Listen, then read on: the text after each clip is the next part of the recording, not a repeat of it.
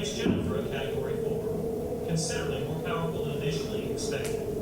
The latest computer models indicate that Jennifer will drive up the river to Savannah, possibly moving as far inland as Tennessee and Alabama, before losing the majority of its strength. Thousands of people have already been evacuated, and thousands more have been relocated to shelters. And officials are now urging anyone left in the path of the storm to stay put.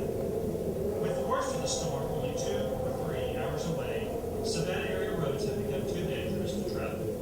Christy? Hurricane Jennifer is causing more than just the usual problems here in Savannah. Just half an hour ago, Sheriff Leon Wade made the tough decision to call off the search for Brittany Maddox, the missing 6-year-old we told you about earlier in this broadcast. She disappeared home late yesterday evening. That's you? Has been scouring the historic district and riverfront for any sign of her. In other news, all local schools and many businesses will be closed tomorrow. We'll be right back after this break with complete listing. You know I don't like you drinking, Bertie. Well, I thought you quit smoking. Are you starting again? No, Aunt Clara, not unless we have some matches around here somewhere. And you know I don't encourage you to drink it, especially not that Russian stuff. And not with the blinds up. What if someone's to see you through the windows? Who the hell do you expect to be outside in the middle of a goddamn hurricane trying plywood off of windows just to peek inside? Watch your words for Bertie Gray. Ladies ain't supposed to talk that way. Your mother taught you better than that. I know she did. Sorry. It's been a pretty shitty day. Well, there ain't no excuse for talking with the trash in your mouth. What if one of your daughters hear you talk that way? Monkey see, monkey do, that's what. You know Izzy would parrot it right back. Most likely she'd wait until you were in public to do it. Like that time she told that lady at the Burger King that she had a fat ASS. You know something like that pretty soon. Izzy and Bailey will be saying, GD this, F that, GD it, FUSOB. Lordy, I tell you, I'm just glad your mama didn't live to hear you taking the good Lord's name in vain. God rest her sweet old soul. Relax. The girls aren't going to hear me. They're not even here. Are they? No, they ain't here. You can relax. I sent them off with your sister Beta. Most likely they's in Atlanta by now. Now, when I was a kid, we just hunker down and ride out the storms, even the big ones. Let me tell you, I've seen some big ones. Bertie, please don't go getting drunk. Not tonight. I'm not getting drunk, but what does it matter? I just don't want you drunk for dinner, that's all. Doesn't matter, I'm not hungry. But we're having coffee tonight. In the middle of a Category 4 hurricane? When I invited them, they were saying it was going to hit South Jacksonville. We were just going to get a little rain. Him? Who did you invite, Aunt Clara? Marilyn Jernigan's boy, Junior. I told you I was going to invite another one night. I would have given you more warning, but she was out all day. No, fuck no. No company, not tonight. Watch your words, Roberta. You know how much I hate that word. It's almost as bad as GD. Besides, he's probably on his way. Now get up and go put on something so he can see how pretty you can be. I laid out a nice dress for you on your bed. I don't care. Just call him and tell him I'm sick or busy or a lesbian. Anything that keeps you from having to see him. This is really not a good night for a blind date. Hey, phones are out. Doesn't he have a cell phone? Well, I don't know, and even if he did, it wouldn't be polite to waste his minutes. He's probably already on his way. He's going out in a Category 4 hurricane to have dinner with someone he's never met. Yes. Then he's clearly a moron, and therefore not someone I'm likely to be attracted to. Bertie, be nice. Besides, it's not really that big a storm. When I was a kid, we just hunker down and ride them out. I know. You've lived on or near the coast all your life, but you've never been evacuated, and you've never gone to a shelter. I'm just saying that the girls would have been okay here. This is not New Orleans, and that storm is not Katrina. You didn't have to send them off with a Beta. Besides, Atlanta just ain't safe no more. They've got race riots and atheists and gangs and drunks and liberals and, well, funny people, you know. I just don't like that place one bit. Atlanta is perfectly safe, Clara. Besides, in case you haven't noticed, Savannah can be a dangerous place for little girls, too. Oh, I know. Lordy, it just keeps getting worse and worse, don't it? I heard they called off the search because of the weather. I don't know what this world is coming to. Little girls snatched right out of their bedrooms. Sometimes I just wish the good Lord would go ahead and take me so I don't have to see all this. Keep asking him to take you. That's why you don't have a man, you know. All this talk about death and dying and making jokes about it. You just don't joke about stuff like that, young lady. It just ain't safe. Oh, Bertie, promise me you won't talk about death around Junior. Ah, yes, Junior. Do we really have to do this tonight? Yes, he's probably already on his way. And if he's willing to come out in a storm like this just to see you, I think you owe it to him to be nice and show him a good evening. Why did you invite him in the first place? I told her I wasn't interested. He's And shouldn't we be hunkering down to ride out the storm? He's a nice young man. His mom's always going on and on about how great he is. His mother. That's a lady from your church, right? The one who saw Bigfoot when she lived out west? Just because you ain't never seen Bigfoot don't mean that it's made up. She knows what she saw. And even if she did live out west for a while, she was born and raised right here in Savannah, so her word's just as good as mine. She says Junior is just as fine, young man, as a woman like you could expect. A woman like me? But you have to have realistic expectations, Bertie. Junior's a good young man. I'm sure he's wonderful. But why do you feel the need to fix me up? Because you won't take the initiative yourself. I mean, you meet lots of people down there where you work. They're single men in and out of that place all day long. I don't know why you don't take up with one of them. I work in a funeral home. Are you going to tell me you never let me meet lonely widowers who need a new wife? So that's who you want me to date. The newly single husbands of recently deceased women. I'm just saying. How do I even start that conversation? I'm sorry for your loss, Mr. Miller. I know that this is a painful and difficult time for you, but we need to talk about the arrangement. And by the way, since your wife won't be around, is it safe to assume you're free for dinner this weekend? Don't be smart. I'm just saying that you could get to know some people. Maybe someone with a nice home. Someone with money, you know. So that's what you want. You want me to marry someone with money. I just want you to have some stability. Someone to provide for you and the girls. I won't always be around, you know. Yeah, so I know what I'll do without that $200 a month.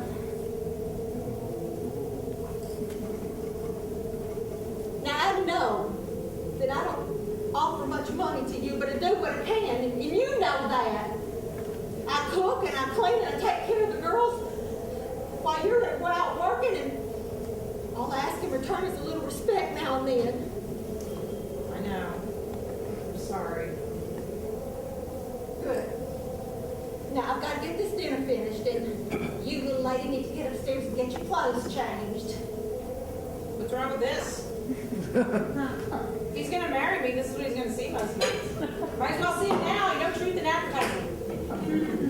In fact, maybe I should just give him the full show, including a very special preview of the honeymoon. Come on, Junior, this could be yours all night, every night if the price is right. Stop that! Stop being nasty! Maybe I should just throw him down on the kitchen floor, ride him all night long. Or I could just do him on the dining room table. Come on, Junior, on your dessert. Side dish and chicken. Oh! You see? This is why you don't have a husband and your girls don't have a father. I don't have a husband because the one I had couldn't keep his goddamn dick in his pants once he left the house. Don't blaspheme, Bertie, and don't use the D word.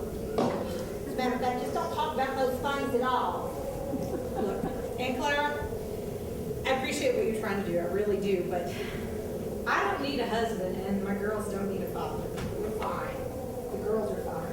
I just want to see you happy. I'm content. That's enough. But you ain't married. How can you be happy when you ain't married? Now look, Junior's already on his way. He'll be here soon. We can't send him back out in the rain. You're already telling people to stay off the roads. You know what he should do? He should just stay home, hunker down, and ride out the storm. I don't have time to listen to you mock me, young lady. I still have things to do. I guess I shouldn't expect you to notice, but I've been working all afternoon, making a good dinner and cleaning this place up. While you was out traipsing around in the rain. Traipsing around in the rain? No need to raise your voice. What's his name? Who? The guy who's ruining my evening. He's not ruining meant anything and I already told his name's Junior Jernigan. Yeah, but what's his real name? Junior Jernigan. I mean, what is his first name? Junior. His first name is Junior. It's not like Frank Jernigan Jr. or something? Junior? Junior? I don't know his middle name. You want me to date someone whose first name is Junior? What's wrong with that?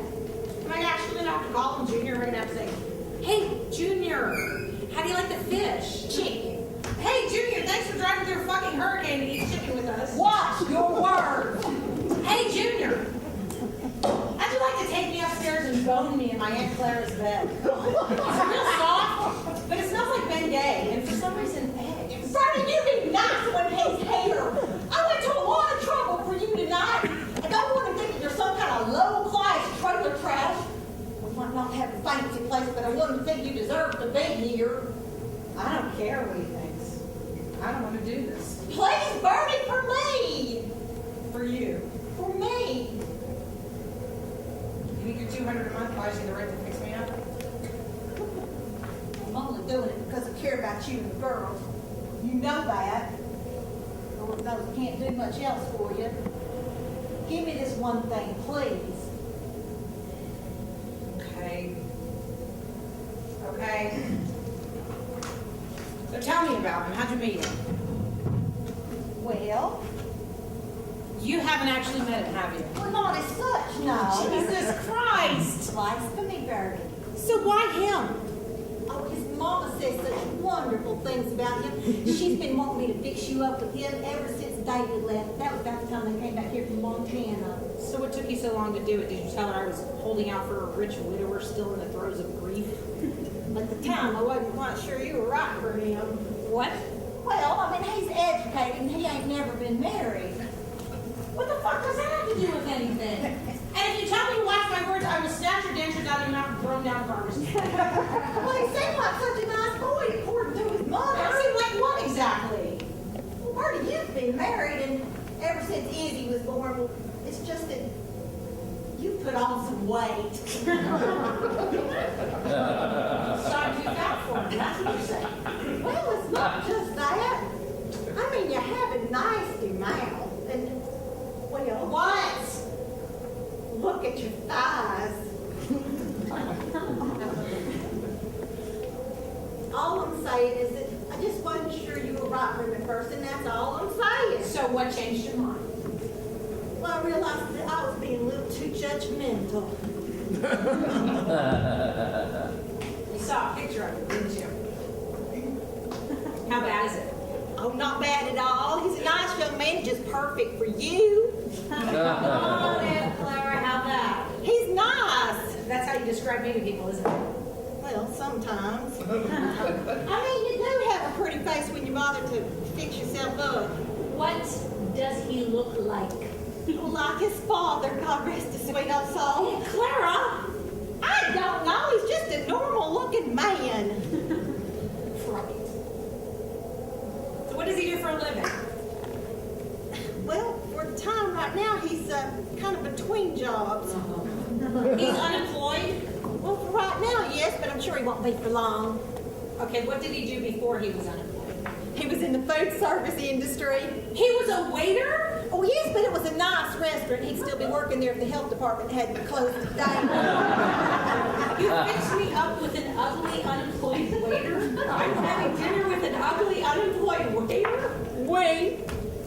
We are having dinner. I'm going to be your chaperone. Chaperone? I'm 35 years old. I don't need a fucking chaperone. I'm pretty sure Junior doesn't either. How old is he? Aunt Clara, how old is Junior? He's a little younger. How much younger? Well, I don't know exactly, but his mama says he's just 3 classes away from graduating college. You fixed me up with a college student? Well, don't worry. I know he's not in a fraternity or anything. Aunt Clara, did you lose a bet with Junior's mother? I don't gamble. Well, except for the lottery. And I only play that because the money goes towards education, and we have to be thinking about the girls. I really should call them. See if they made it to Atlanta already. Phones are out. Fat lot of good it did sending my cell phone with them. The phones are out here. Well, Beth, they don't use it anyway. Those things ain't nothing but big red flags to let crooks know you want your identity stolen. They're almost as bad as the internet. Still can't believe it lets you have a computer in this house.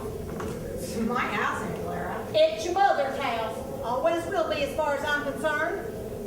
Just glad she's not around to see how you defile it with your filthy mouth, your smoking, and your communist liquor. Not to mention the way you talk to me and the way you behave like some kind of tramp right there in her kitchen. If she knew what kind of woman you'd become, she'd roll right over in her grave. Mom isn't in a grave. She's over there in that urn. See, that's exactly what I meant earlier. No respect for the dead. Too cheap to buy her a good casket, so you just burn her. That ain't no fit way for any Christian to go. And then you keep her over there like some kind of mother trophy or something. Good God-fearing people like your mother ought to be 6 feet under hallowed ground. Lord only knows what you're going to do to me after I'm gone. I don't even want to think about it. I figured we'd just stuff you and put you in that chair. Don't say that! We could string lights around you for Christmas. Put a bonnet and flowers on you for Easter. Halloween, of course, would sort of take care of itself. Bertie Gray, you stop that right now! There's some things you just don't talk about. There's some things you just don't do. Maybe if you learn that, you'd be able to keep yourself a man. Are you saying it's my fault that David left? Men don't wander unless you give them a reason. That's why your Uncle Bernie, God rest his sweet old soul, never ended up in another woman's bedroom. I think there were other factors that kept Uncle Bernie from straying. In fact, some would say he was genetically predisposed to ignoring other women. Well, he was a Methodist. I don't know if they believe in all that predisposed stuff, though. Is Junior religious? Of course, his mom was a fine Christian woman. So was mine. You remind me of that daily.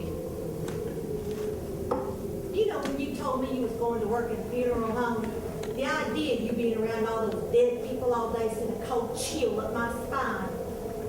I thought it might teach you a little respect for life and death. Maybe even lead you back to Christ. Guess I was wrong. You're even worse now. You bring trouble on yourself, Bertie. It's like they say, you get what you give. Lord knows you work my nerves. Only right he should work yours a little. It's all so easy for you, isn't it? Nothing's easy for me. You know that. Never has been. I mean, you don't even think about things like death. You just go to church and accept whatever they tell you without a second thought. Every day at work, every single motherfucking day, I see death up close. Every day we prepare for it and react to death. I don't want to talk about this and watch your words. Got a new shipment of children's boxes today. Came down from Atlanta. Bertie. Summer's hard on kids, so we have to stock up. Bertie, Every summer there are car accidents, drownings, abuse by drunken parents. That's always worse in the summer, so we have to be ready. Did you know that the smallest casket they make is only 2 feet long? We put a premium on last week. Had a beautiful Haint Blue lining that matched your dress. Still had a good foot and a half of space left in there. And then before they put it in the ground, they seal it up airtight, like they're trying to keep the evil out, but it's too late. Evil's already in. It's already done its work. Maybe they're just trying to keep the evil underground where it belongs. don't say such stuff. Don't ignore such stuff, Aunt Clara. I live with death every day. I know death. I know pain. Because of that, I don't fear it. I don't fear anything. Except yourself. Sometimes you. Missy, you're going to have reason to fear me if you don't get upstairs and get your clothes changed. Oh, Bertie is here. Junior's pulling into the driveway. Hurry, go get changed now. Oh, I laid out a nice green dress for you. It just brings the color out of your eyes. Did you put that on? What are you waiting for? Go, go!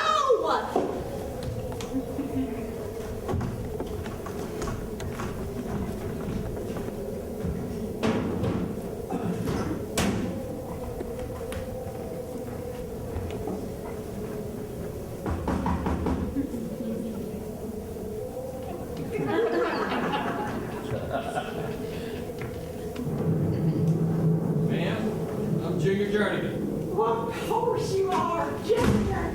I'm so glad you made it. Get on in, get your red stuff off, try off. So sorry I'm late. I was out helping look for that little girl, and then I had to go home and change, and the traffic's a mess because of the storm. Well, now don't you worry about it, not one bit. I think it's great that you were out there helping search for that little girl. Lord knows they need all the help they can get. Oh, where are my manners?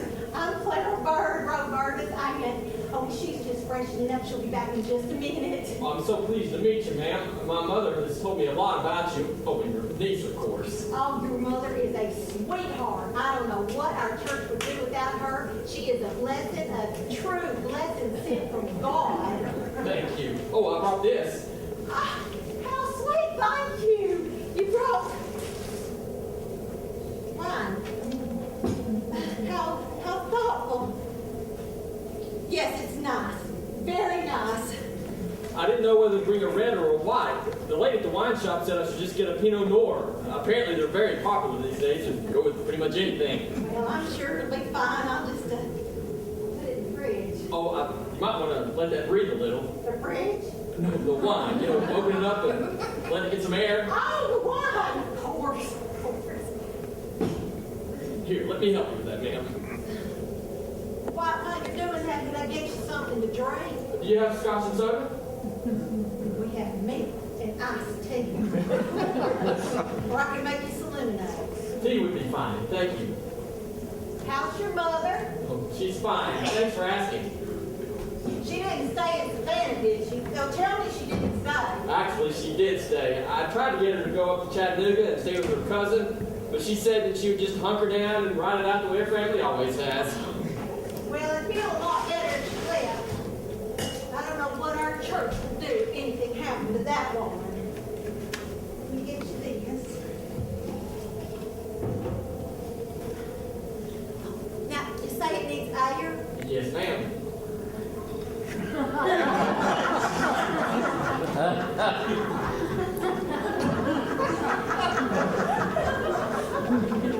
There we go.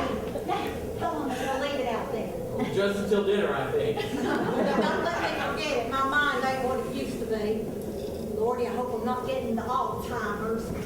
Already got arthritis and this weather don't help none. Oh, now bring your tea. Come sit down. I worry about your sweet old mother, but I'm glad you're here, though. You know, I was going to go up to Atlanta and stay with my niece, Beta, but Bertie didn't want to go, and I couldn't very well leave her here all alone. She needs someone to help her. Well, not that she's not capable of keeping a good house, mind you. Oh, she's just great around the house. Well, not the cook her mother was, but she's a good mother, and she was a fine housewife. Lord knows she could stand to eat a little bit healthier and maybe get a little more exercise. But it's what's inside that counts, right? That's my philosophy. Oh, you know philosophy? A little, I guess. You know, Bertie went to college for a while. I don't know if she studied philosophy or not. She went to Georgia Southern. She's always quoting folks with funny names like Nachi and Pluto and such. This is nonsense to me, but of course I didn't get past the 10th grade before I had to drop out of school and go to work at a shop down on River Street to help out the family. I don't understand philosophy and psychology and all them other ologies, but I do know the Bible, so it don't matter. By the way, you are a Republican, aren't you? Well, Answer that. No matter how you respond, you're going to irritate one of us. This is one of those cases where silence is harmonious. Junior, this is my niece, Roberta. It's Bertie. Nobody calls me Roberta except Aunt Clara when she's mad or trying to be all formal. so happy to finally meet you, Bertie. I've heard so many wonderful things about you from my mother. Apparently your aunt raves about you all the time.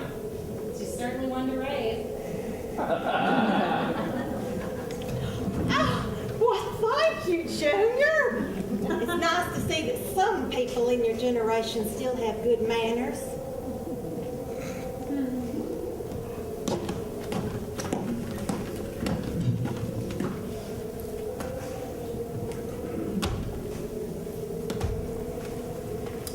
So we're gonna eat or what? Don't be rude, Roberta. Etiquette says that we sit and talk for a spell before we eat. Really? How long? Well, for about half an hour or so, I reckon. Or is that too long for the wine to brew? Maybe a little. There's wine. Yes, I brought a Pinot Noir. I hope that's okay. That's great, actually.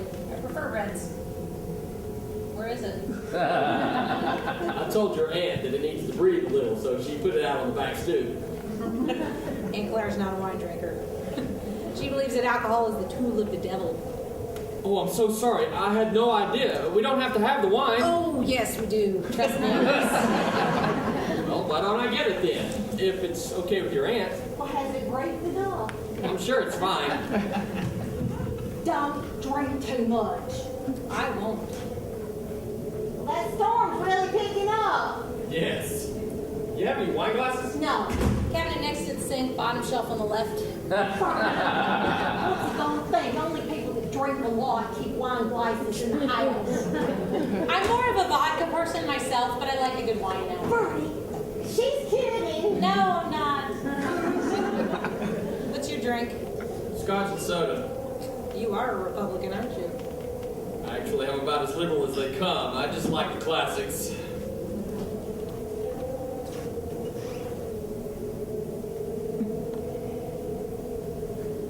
This is really good. Did you pick it out?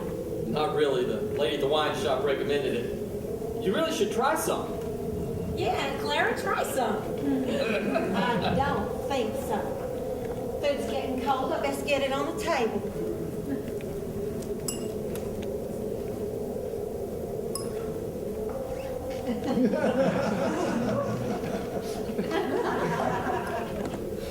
Tell I'm a little nervous. A little. I gotta say, you're making a pretty good first impression. Thanks. You too. Can you tell I'd rather be in bed right now? Right. Not with him. I meant alone, sleeping because I'm tired. Right. Sorry. No offense. I'm sure you're great in bed. In fact, if the storm knocks out the power, you may just have to stay over. I'm sure we can find some place for you to sleep. I hope you don't mind the smell of Ben Gay and eggs. Now, I know you're just having fun at my expense. Don't think I don't recognize that. I may be old, but I know how your filthy mind works. You see? This is exactly what I was talking about earlier. You make jokes about things and then they happen. More wine? Sure. Bertie, you're going to drive me drunk. You should, Aunt Clara. You really, really should. You do seem a little tense. The wine would help relax you. I'm not sure I want to see Aunt Clara relaxed. I think nervous tension is the only thing keeping her in one piece. Try a little, just a bit. We'll drink to the storm. Bertie, do you have any more wine glasses? Just these two. I usually drink alone. Roberta, that's not true. Oh, well, not that I drank with her. It's just that drinking alone is just so sad.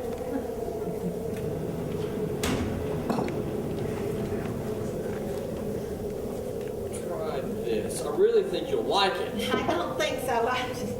You know, Jesus drank wine. That's true. It's in the Bible. It was good enough for the Messiah. I don't know.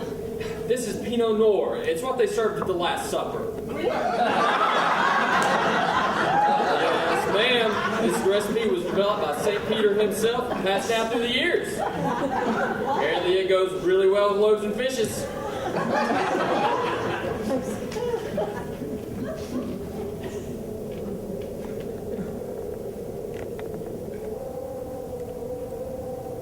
It's divine. Well, it's an acquired taste. You have to keep drinking. Oh.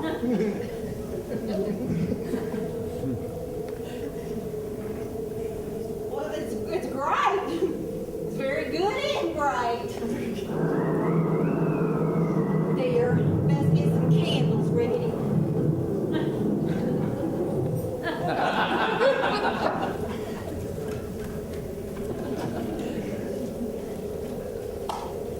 I could have used those matches earlier. Nonsense. Why in the world would you need matches? You don't smoke. I smoke when I'm stressed. I used to do that, but I quit a few years ago. Hardest thing I ever tried. So tell me, Junior, What makes a man go out in a hurricane, a Category 4 hurricane, for a blind date? Well, I was led to believe that you're worth it. I've met your mother. What the hell made you think you could believe anything she said? My mother and your aunt just have our best interests at heart. They want us to get married, you know that, right? They think that's what's best for us. What do you think?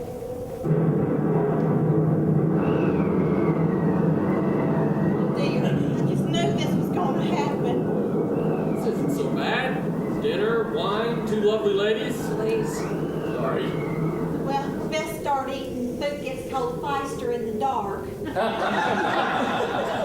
Junior, could you please say grace? Yeah, say grace, Junior. Okay. Dear Heavenly Father, thank you for this mouthful harvest of first date chicken goodness we are about to partake of, oh Father. And thank you for the gracious gift of Pinot Noir, the finest of all the apostolic vintages. And of course, I ask your blessing for Clara and Bertie and my dear mother, who I really wish was here doing this right now. And bless Brittany Maddox. She's the missing girl everybody was looking for today. Anyway, if it's your divine will, return this lost lamb safely to her parents so that they may be together during your magnificent storm. In your short but exceedingly wonderful heavenly name, we ask your name. Ask these thanks. Amen. Amen. That was very nice, Junior. Very nice. A body can tell a lot about a person by the way he talks to the Lord. Thank you.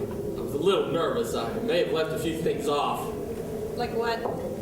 Well, I forgot to ask him to make you forgive me for ruining your evening, Bertie. I know you've had a really rough day. You do?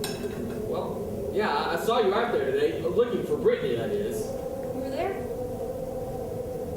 Oh, that's right, you were there. I saw you earlier. I just didn't know that you were, well, you. Isn't it wonderful that he went out there in this mess to help find that little poor girl? Truly heroic. I'm just doing what I can to help, same as Bertie. Do you know Brittany Maddox? No, ma'am. But I served on a search and rescue team when I was in the Navy, so I volunteer to help out with this sort of thing when I can. You were in the Navy? 12 years. I couldn't afford college, and I'm allergic to manual labor, so I enlisted straight out of high school. Got to see the world and learned a lot about computers. Could I have some more of that wine? I do believe I'm starting to acquire the taste. Right now, I'm studying web development at SCAD.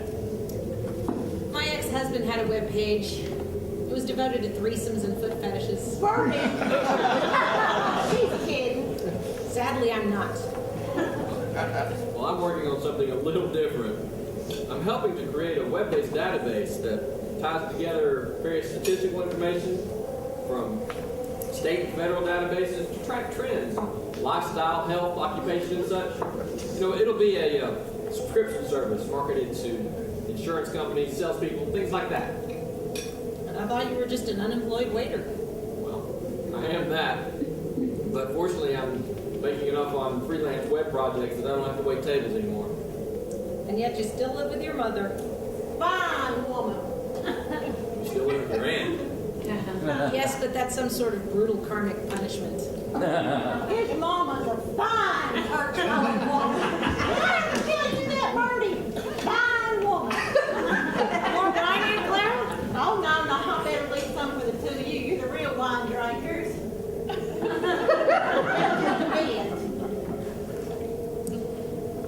So, you're tracking what, life expectancies, death rates?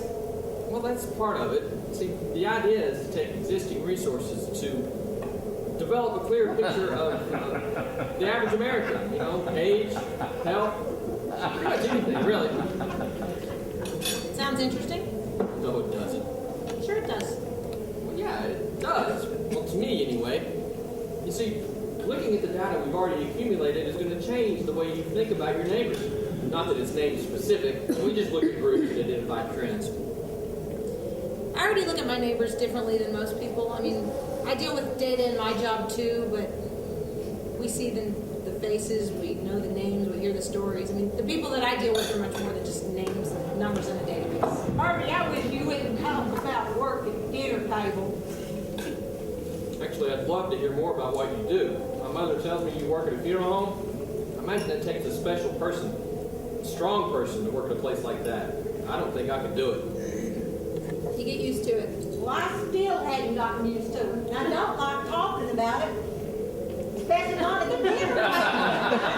Change the subject, please. Okay, let's talk about sex. Bertie! Oral or anal, which do you prefer? Giving or receiving? You said change the subject. Well, It's not changed. that. Okay. How about current events? As long as it's not the war, that's fine. How about Brittany Maddox? They're never gonna find that little girl, you know. Roberta, don't say such things. And you just talk so awful when you've been drinking. Never give up hope, Bertie. The Lord could still miracle her right back down to her. It seems like the Lord has given up on her. Bertie. Working at a funeral home must give you a really interesting perspective on death. You don't know the hype of it. Just sit down. Just up here. That's Bertie's mother right there. I don't hold the burn of the person. Well, the burn's right nice, don't it? Working at a funeral home gives me an interesting perspective on a lot of things. I've seen death up close too. You know, Desert Storm. Oh, we're just glad you made it back safe and sound, Junior. Oh, Bertie, tell them about your girls. They're always just saying, doing the cutest thing. What was that Izzy said just the other day? You mean when she asked me why she never sees her daddy anymore? You know that's not what I meant. Well, it's a good question anyway. Little girls ought to have a father in their lives. Bertie's husband David left about 3 years ago, right before Izzy was born. She ain't seen hide nor hair of him since. Well, not outside the courtroom. And Clara. It's just as well anyway. He was running around on her, took up with some redhead in his office. Now, you wouldn't do a thing like that, would you, Junior? No, I don't like redheads. That's because she was raised right. My dear sweet Bertie, God rest his sweet old soul, never even looked at another woman the whole time we was married.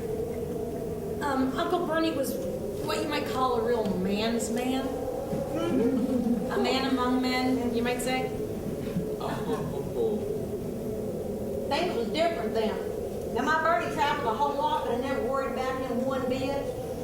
He never took any Lucy secretaries with him. It was always just him and his assistant, Fred.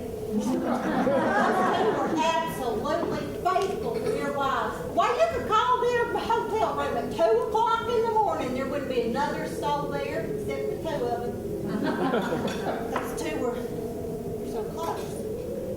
And Clara, I think maybe that's enough about Uncle Bernie. Well, I'm just making conversation. Oh, back to David. David, right after he left, that's when Bertie started getting a little heavy. You know what, Aunt Clara? I think maybe that's enough about everything, okay? Well, I'm just making conversation. Ask her something, Junior. You have 2 daughters? Yes. Isabella is 3 and they just turned 6. Brittany Maddox was in Bailey's kindergarten class. You? No kids. I've never been married. Military is not good for family life. Oh, but now that he's out, he'd make a good father. Tell her he'd make a better father than David. I do like kids, but not in a creepy way. That's nice. But despite what my aunt thinks, my girls don't need his father, and I certainly don't need another husband. Bertie, hush. He likes you. It's because he doesn't really know me yet.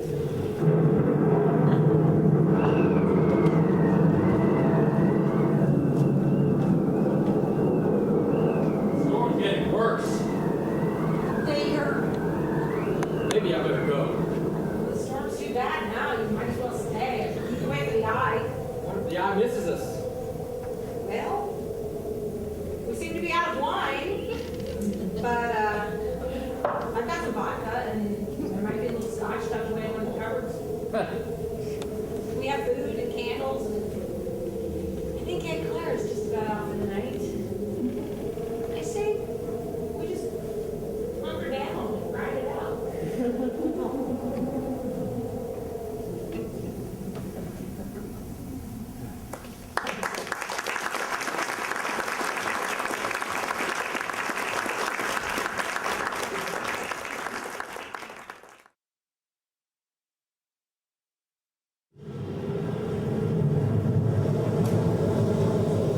I know she put it around here somewhere.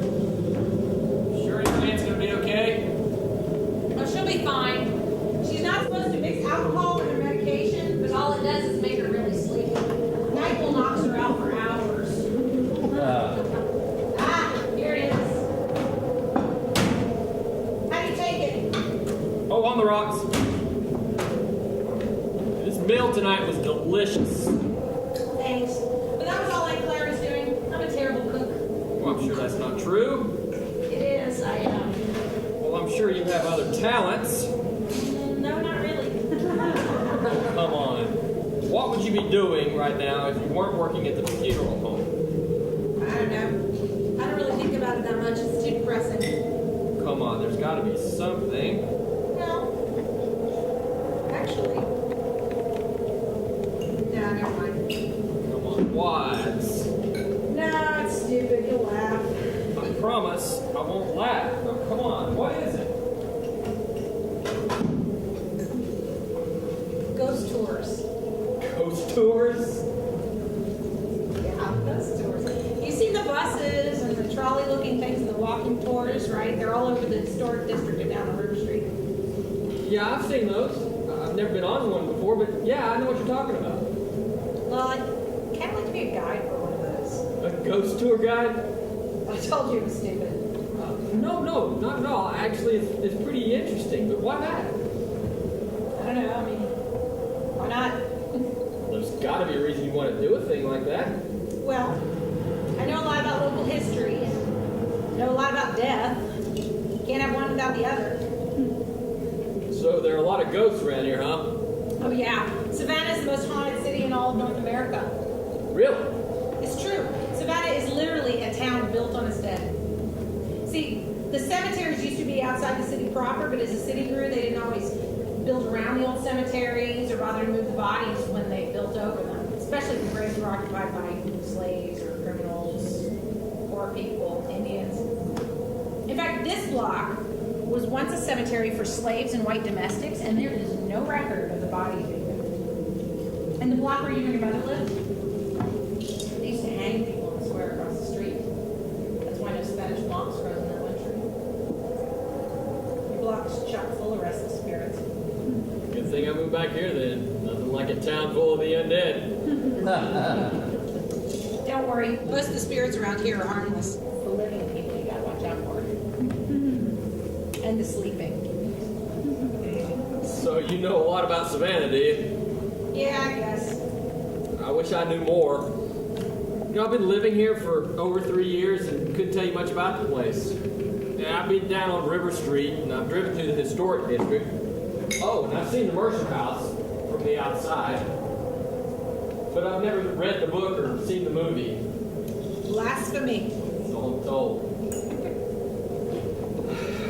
I've never been very good with local history. You know, I grew up in Montana, but couldn't tell you much about the place. And it's pretty and it's cold in the wintertime. Oh, and they've got a fairly large population of right-wing gun nuts. I hear they have Bigfoot out there too. Yeah, unfortunately that story is getting around. Never seen it myself though. Really, that's too bad. Make for an interesting tale, I'm sure. You'd think so, but I've heard the story and surprisingly enough, it's not very interesting. Actually, it's pretty slow and anticlimactic. You don't say. You really want to hear? Yeah. Well, according to my mother, Bigfoot is not exactly the foul, scary beast you'd expect him to be. Really? Really?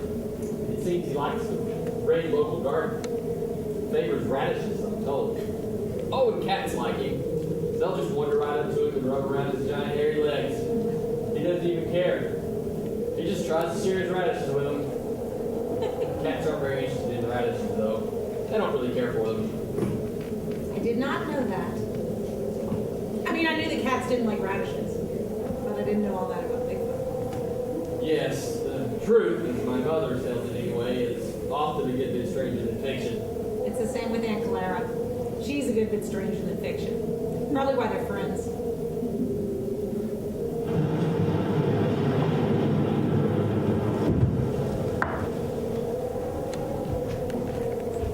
Looks pretty bad. Yeah, it must be right on top of us now. Shouldn't we? I don't know. Hunker down. Yeah. I think we'll probably be fine. This is my first hurricane, you know. We don't get many of these in Montana. We don't get many of them around here either. I mean, we're pretty close to the coast, but so far we've been really lucky. We haven't had a nasty one hit us yet. Till this one. Till this one. This is a Category 4 hurricane. Thunder and lightning. 2 women you've never met before. One of whom is a raving fucking lunatic. Okay, I admit I'm a little nervous. I think maybe I've had too much to drink. Maybe, but why stop now? What is it that you do down at the funeral home? Do you really want to talk about work? I do. I'm interested. It's not normal work. Not that you're abnormal or anything. I know. Most people wouldn't understand why I'd want to work there, much less why I'd stay there for 10 years. 10 years? Yeah. I dropped out of college because my mother had been diagnosed with terminal breast cancer and my father had been dead for a while at that point. My sisters couldn't take care of her, so the job fell to me. They gave her 6 months and she lasted nearly 3 years. Mixed blessing, I'm sure. Absolutely. After Mom was gone, I was lost. I tried a few different jobs, you know, bartender, secretary, telemarketer, but nothing felt right and I didn't last long at any of them. By my 24th birthday, I was smoking 3 packs a day and drinking. Well, I was drinking a lot. Too much, really. And here at home, Aunt Clara was driving me nuts.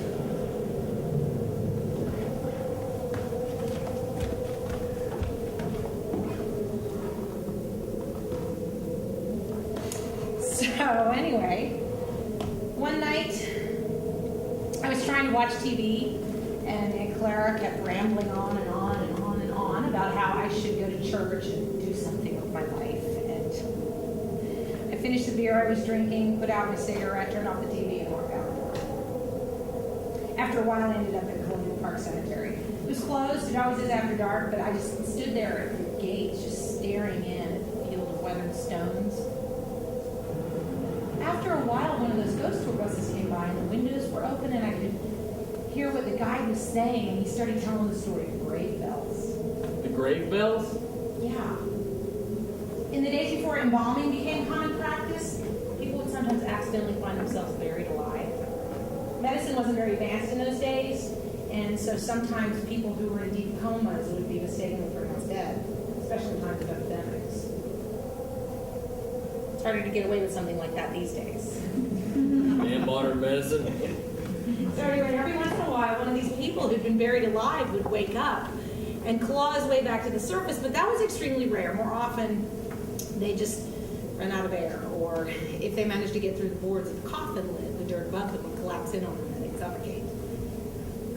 People nearby would sometimes hear screams coming from under the freshly dug ground, and you have to wonder how often they ignored those screams, thinking they were just a trick of the wind. But there are documented accounts of people being dug up, and when the lids were pried off the coffins, the bodies would have broken and bloody fingernails.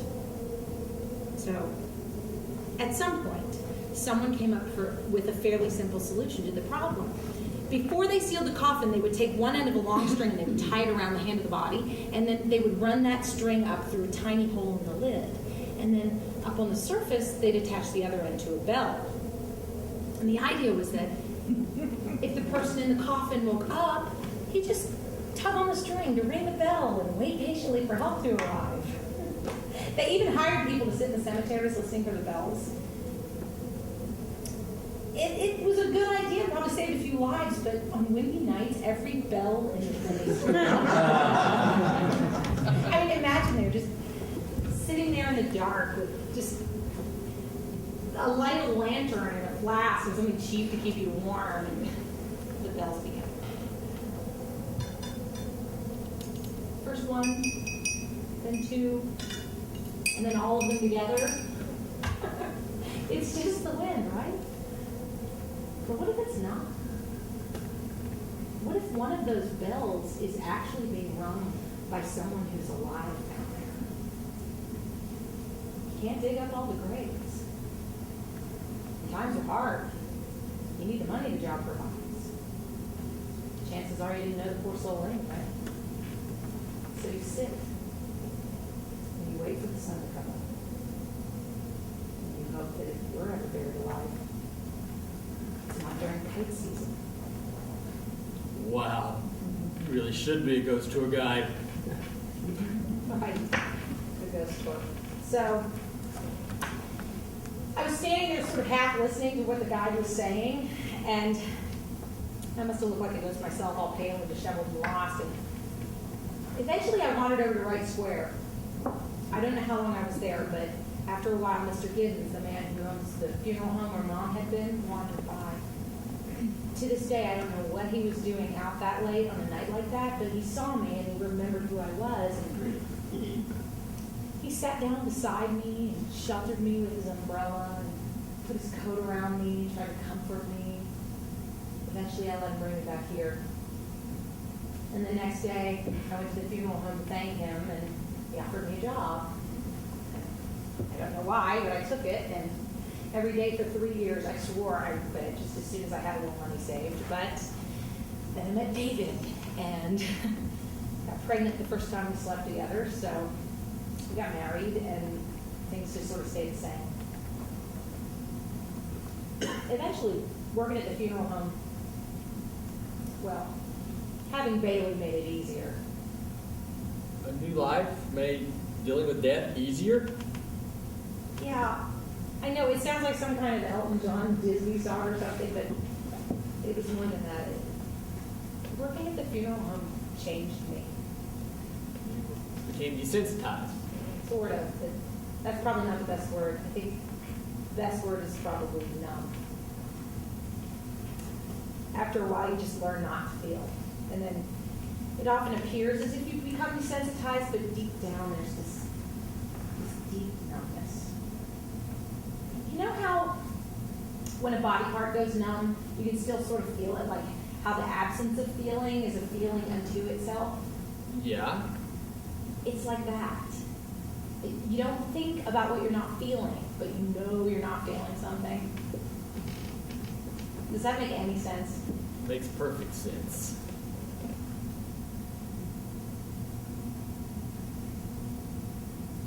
You hear that? What? It's more what you don't hear, the silence. I think the rain and wind have stopped. It can't have passed. It must be in the eye. Listen, I've had a great time tonight, but I better go while I can. I need to check on my mother. Sure. I understand. Be careful, though. It's not far. I'll hurry and I'll be careful. Hey, thank you for coming. I didn't have an awful time. Neither did I. But I need to go. I know.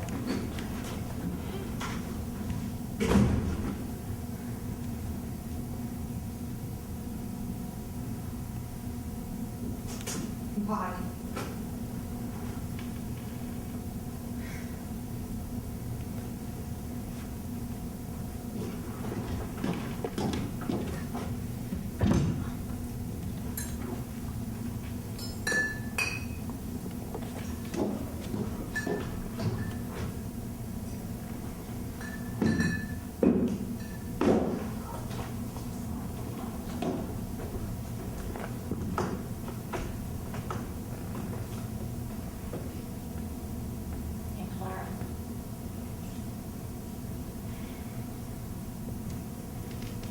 Clara.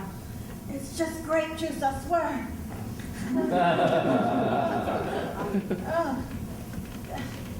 Did I doze while sitting here? Toes. A bit, yeah. How rude, I can't believe I did that. I'm so sorry, Junior. You'd think we never had guests before. Where is he? Where's Junior? Where's he gone to, Bertie?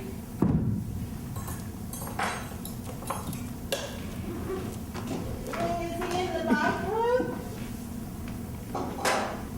Did he have too much wine? Junior went home, Aunt Clara. In this storm? Oh, he shouldn't be driving in a hurricane. It's bad enough he came out in one. He'll be all right. We're in the eye. Well, still, you never know how long that's gonna last. Well, what if we just caught the edge of it and he runs into the worst of it? Oh, Bertie, why'd you let him go? He had to get home. He'll be fine. It's not far. Is he coming back?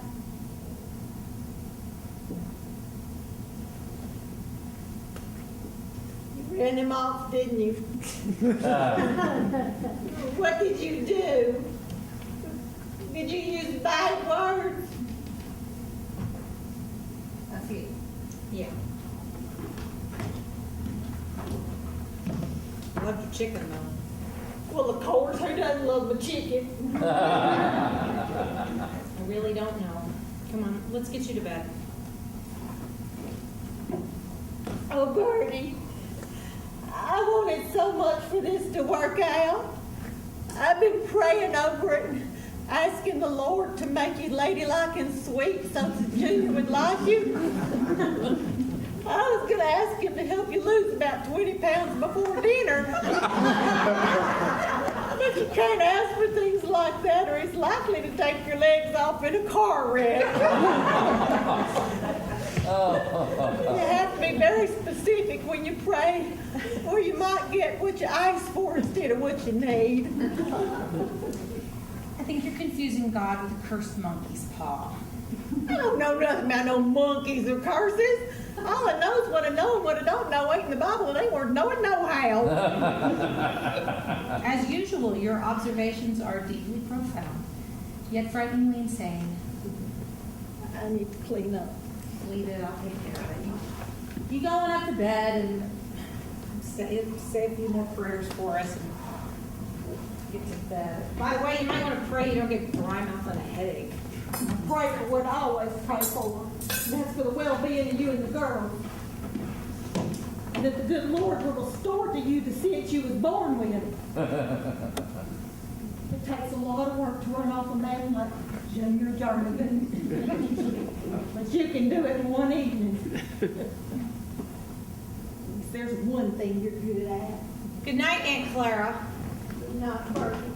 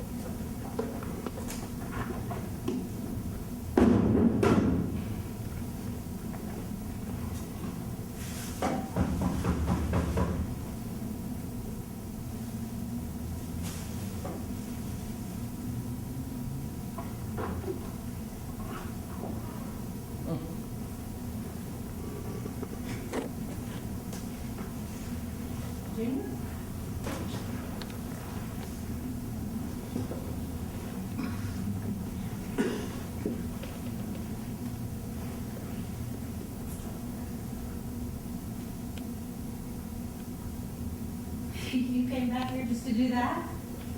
Well, actually, there was a tree down across one end of the road and a power pole down across the other end. I couldn't get home, so I thought, what the hell? The correct answer to that question was a simple yes. I'm sorry. Yes, I came back just to do that. It's too late. Just shut up and do it again.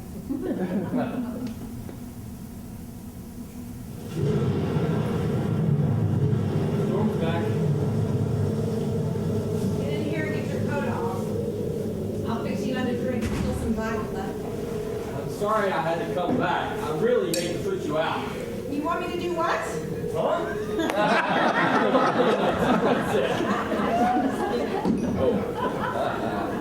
I started to ditch the car and try to walk home, but I was afraid I wouldn't make it before the storm picked up. I could see it coming. God, it was amazing.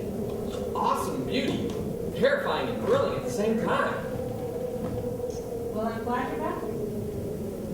Does this mean that my mother and your Aunt Clara are forgiven for fixing us up? They are.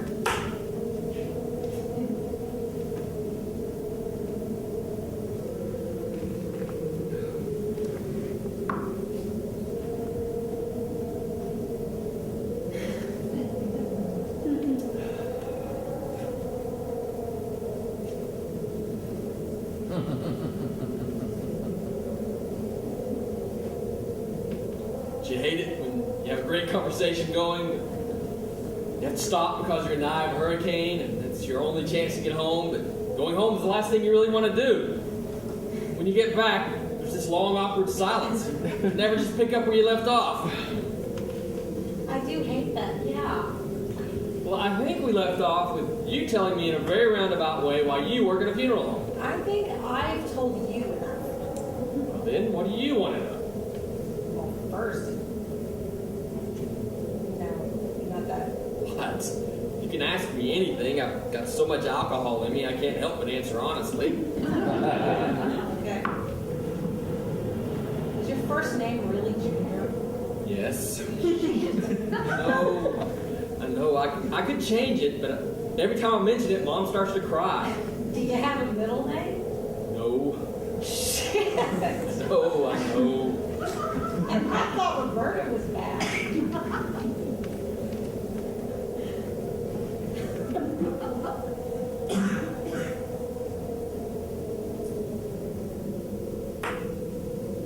There's that awkward silence A again. silence you can prevent by telling me more about yourself. You already know pretty much everything. I was born and raised in Montana. I did some time in the Navy, and now I'm going to school. You already knew that my mother was a lunatic who sees Bigfoot stealing radishes from her garden. It has to be more than that. There's not. Now, my parents have some interesting stories. Well, my mother does, anyway. Yeah, Bigfoot, I heard. Have you heard the one about how Bigfoot killed my father? What? Yes. Bigfoot killed my father. At least that's Mom's story, and she's sticking to it. Now there's a story. Tell me more. Well, let me start by saying that however my father died, he deserved exactly what he got. He was a drunk, abusive, unfaithful bastard with a cold black heart, and everyone in town knew it too. Then one bright summer morning, Mom called the cops and told them that Bigfoot had killed her husband. The police came out, found the body lying in the garden, all bloody, broken, and scraped, and of course all the radishes were missing. That does sound like the work of Bigfoot.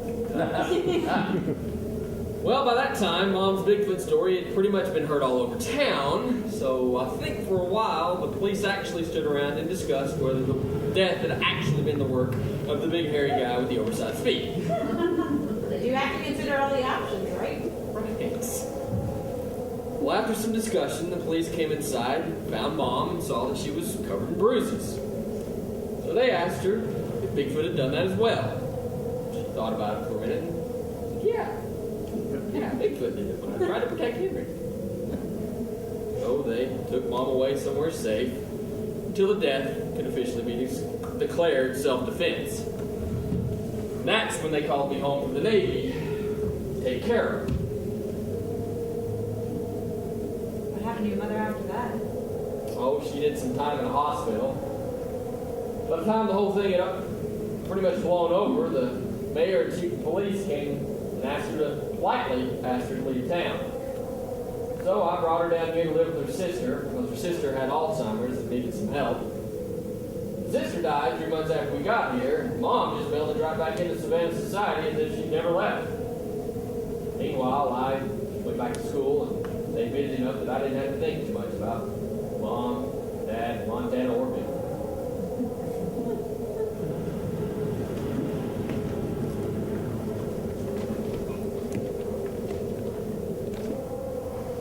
Say something. Holy shit. Mother killed your father. Blamed it on Bigfoot. Got away with it. As far as I know, you're the only one here outside the family that knows the truth about Mom, Dad, and what the local papers call the Bigfoot murder. Yeah, I can see how you'd want to keep that one a secret. I mean, and Clara's a nut job of epic proportion, but she's never killed anybody. At least not that I know of. So tell me more about you. Have you ever killed anybody and blamed it on a radish-eating creature that probably doesn't exist? Not yet. So tell me something else about yourself then. Well, you already know about the funeral home, the ex, the crazy aunt, the smoking, the drinking, and the fat thighs. I've heard, and I don't care about the fat thighs or any of the other stuff either. What else do you want to hear? Something personal, something you'd only tell a stranger if you were stuck with him during a hurricane and maybe had a little too much to drink. Okay. Should I start with how, for reasons still unknown, my father killed himself when I was 13 years old? Maybe you want to hear about how Bailey had a twin sister who died in her sleep, and she was 3 months old.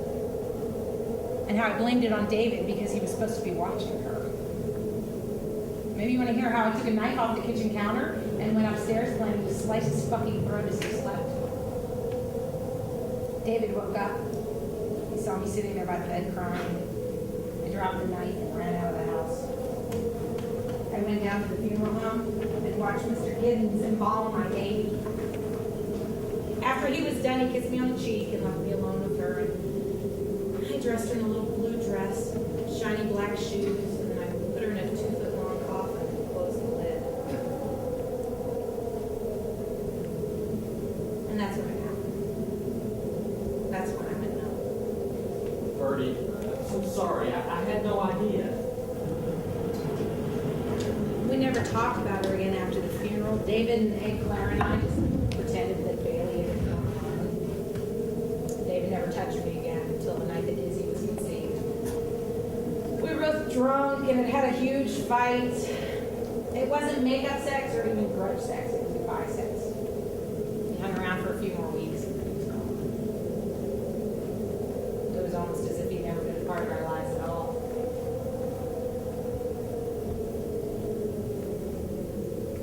Say something nice. Something to get my mind off all this. I like you? You're not very good at this, are you? No. My father's probably enjoying this. Think he's watching from above? He's watching, but not from above. Or below. He's here. Really? Here in this house? Yeah. My father used to smoke. And after he killed himself, we had that chair reupholstered 2 or 3 times. The smell always comes back. So does the blood on the wall. What? He was sitting in that chair when he killed himself, took his old Army issue 45 and put a bullet in his head. Surprisingly, little blood got on the chair, but it was all over the wall there. Oh, don't tell Aunt Clara. She thinks he did it outside. She knew he did it in the house and in her favorite chair, no less, we'd have to move. Okay, don't think I'll have any trouble keeping that one. The day after he killed himself, Mom and I cleaned the floor and wall as best we could. We had new paper out before the funeral. The blood always comes back. Every few years, it starts to seep through and we have to put up new paper. It's probably water stains. That happened at Mom's house. She had pipes leaking in the wall and left a stain, looked sort of like blood. We've checked. There are no pipes in that part of the wall. It's my father's blood. What about your mother? Is she here too? What's left of Mom is in that urn, but her spirit's not here. interesting, don't you think? Yes. Maybe people only become ghosts if they, how to say this, if they die badly, with great trauma or unfinished business or something. No, that's not the case. Some are just drawn back to familiar places from their past.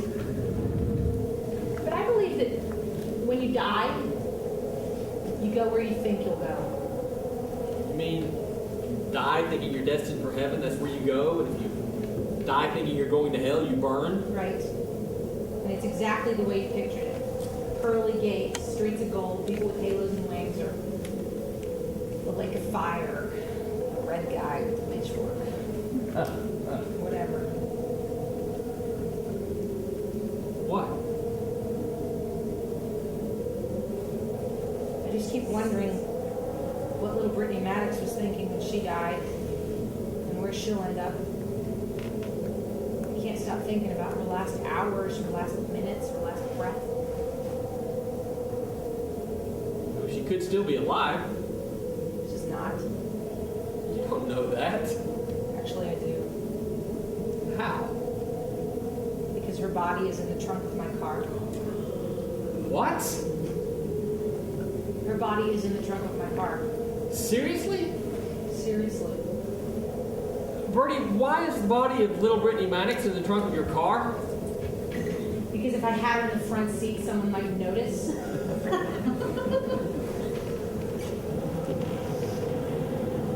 You didn't. No! I just found her. I'm going to take care of her. What? Take care of her? What does that mean? After the storm passes, I'm going to take her down to the funeral home and dress her in a little blue dress and have a simple ceremony, say a few words, and then I'm going to cremate her. Bertie, that's not what you're supposed to do, unless you've been hired to do it. That's for the family to do or arrange. You know that, don't you? Please tell me you know that. It's something I have to do. You need to call the police. No. They need to know. This has to be done secretly, respectfully.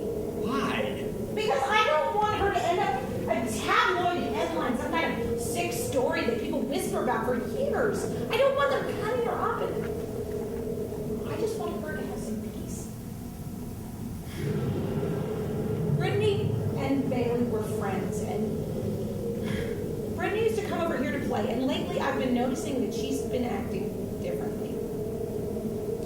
Being abused? Yes. Did you report it? Did you tell anybody what you suspected? Yes. The police and family services people said there was nothing that they could do without more proof. So I went and talked to Brittany's mother, Pam, mother to mother, and she told me to mind my own goddamn business and threw me out of her house. That was a few weeks ago. And then last night, I went out on the front porch to smoke, and when I put my cigarette out, I looked over and I saw Luther, Brittany's father, and he was putting Brittany into the car. At first glance, it just looked like she was asleep, but I've seen enough dead bodies to know one when I see it, even from a distance. Jesus Christ. Luther buckled her into the back seat, and then he drove away, and after he was gone, I went over and I just walked in. Pam was just sitting there staring at the TV, and I said, "What did he do to her?" And she said, "He used to beat me, but he hasn't touched me in more than a year." I came down here, got my keys, drove off toward the river. There's a pier that goes out to some pretty deep water. I just had this feeling, and there was Luther sitting there, smoking a cigarette. He finished it, he said, "I'll do what's right. A couple days at most, I can't last long like this." He dropped the butt in the river and left. After he was gone, I went in. I couldn't see shit, but on the 5th or 6th diary, I found her and brought her up. Why didn't you go to the police? It was too late. There was nothing they could do. They could have arrested the son of a But bitch. he said he would do what's right, and although I can't explain it to you, not in any way that would make sense, I believed him. What does that mean? That he's gonna turn himself in? No. Oh, fuck. Did you at least pack her on ice? It was 90-something degrees out there today. Yes, I packed her on ice. I know what I'm doing. I work at a funeral home, What do you plan to do with her if you're not going to the police? After the storm passes, I'm going to take her down there and I'm going to dress her up in a nice little Haint Blue dress and say a prayer to God I have completely lost faith in, and then I'm going to cremate her, and tomorrow I'll figure out what to do with the ashes. And Brittany's parents? They'll go to hell. Even if Luther doesn't do what I think he's going to do, I think their lives are pretty much over. I mean, I saw them today. I was going to do it myself, but I don't think I'll have to. Luther won't last much longer. Jesus Christ, Bertie, I can't believe you're telling me this. Why are you telling me this? Because I feel like I am buried alive. I feel like there is 6 feet of wet Georgia clay resting down on me. I'm suffocating. I am suffocating alone in the dark, and I keep ringing that goddamn bell, but no one is answering. Maybe they're afraid of what they'll find, or maybe they just don't care, or maybe they can't hear me because of all the other noise in this fucked up world, but then I met you, and although it's every bit as crazy as Bigfoot and cigarette smoking ghosts, I thought that somehow you might hear me and might understand what I mean. I don't expect you to dig me out of my own hole, but I just need to know that someone, anyone, hears me. This is crazy, Bertie. I mean, this is off the deep end. Lock you up, medicate you, and write books about you crazy. I know. This is seriously fucking insane. I know. Okay, then.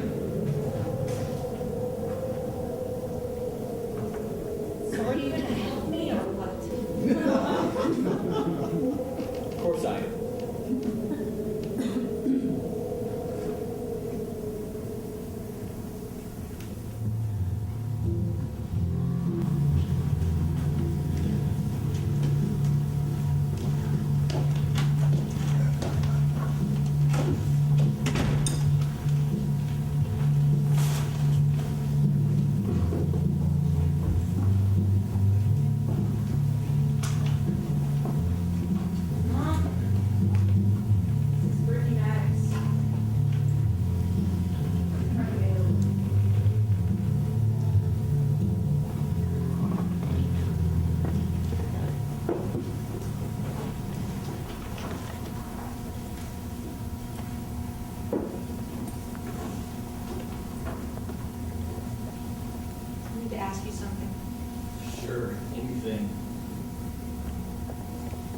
Why did you help me move and cremate the body of a little girl half the city's been looking for, an act that is clearly criminal, regardless of our motivation? Because, although we are still technically on our first date, I'm pretty sure that I love you. If I'm going to love you, I'm going to have to support you in all of your endeavors. Be a criminal. Just hope that this is the last of the criminal one. That won't sound too good in court. No, I suppose it won't. I can still go to the police, you know, and leave you out of it. No, I think it's over. It should be over. How do you feel?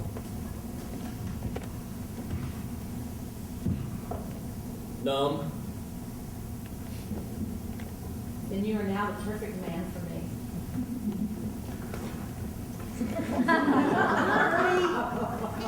Is the storm over? I have the worst headache. I don't know what. Well, Junior, I didn't know you were still here. I thought you'd gone home. I'm sorry I'm such a mess. I left last night, but there were trees blocking the road. I couldn't get home, so I came back. Well, now you ain't gonna eat that nasty fast food stuff, are you? Let me teach you something decent. Bertie, you know that stuff will go right to your thighs. Besides, Junior deserves a decent breakfast. It's been a long night for all of us, Aunt Clara. Sit down and have a biscuit. I need to go home. It has been a long night, and I need to check on my mother. But thank you, both of you, for everything. Well, I didn't do nothing but what a good I ain't supposed to. Aunt Clara, can you give us a minute? What for? Oh.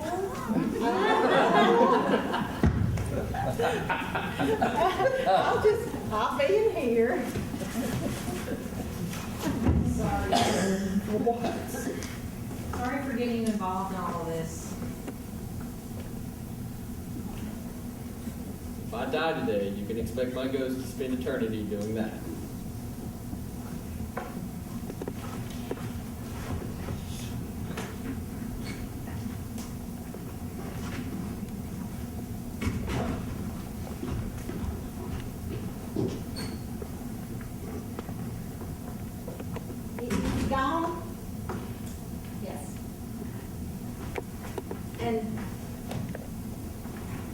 Thank you for everything, Aunt Clara. Last night was all right. Well, like I said, it didn't do nothing but what a good ain't supposed to. I'm just glad to see it paid off. What do you mean? He came back, didn't he? There were trees down across the road. Don't look a gift horse in the mouth. Aunt Clara, do you remember how Brittany Maddox and Bailey used to sit out on the porch and blow bubbles? Of course I do. Used to make the porch all sticky and put streaks on the windows, just like when you and your sisters used to do it. I keep thinking that when I open that door, that bubbles will just fill this room. That I thought I could make that happen, but they don't. They never will. I know that now. What are you talking about? I thought I could make it so that there'd be bubbles. Bertie, do you want to blow bubbles? What are you saying? Never mind. I'm gonna stop and shoot egg. I'm tired. I'm gonna go to bed. I'll do the dishes. Leave it. We'll do it later. No, Bertie, you can't just leave the dirty dishes out all morning. Leave it. It'll be fine. No, you. Well, okay, guess I will. I think I'll go upstairs and lie down for a spell and see if I can shake this headache. Good.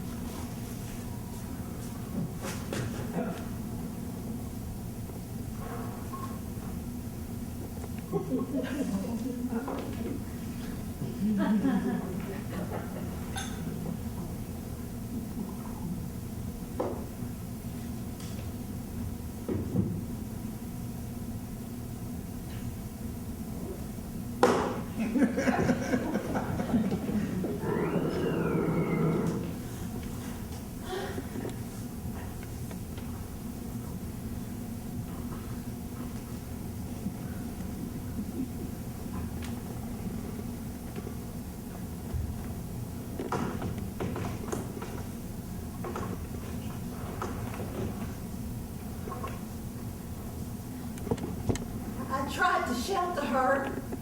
I tried to keep the truth from her. I even sat in your dad's blamed old chair so to make it look like I didn't know what you was doing to her or what you did. Spent my whole life pretending not to know. Pretending not to know what was going on in my sister's house or going on in my house.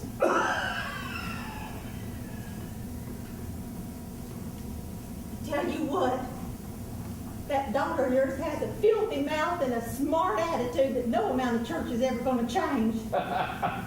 Gets that from you, I reckon. She's going to be all right. She's going to be all right. Just like you said she would.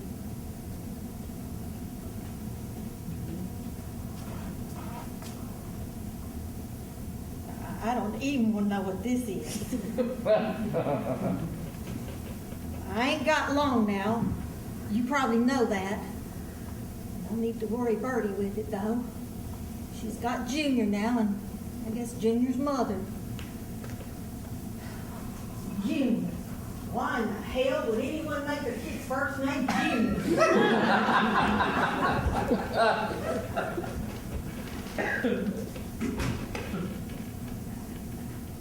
You know, they call this color Haint Blue. It's supposed to keep the Haints out like you.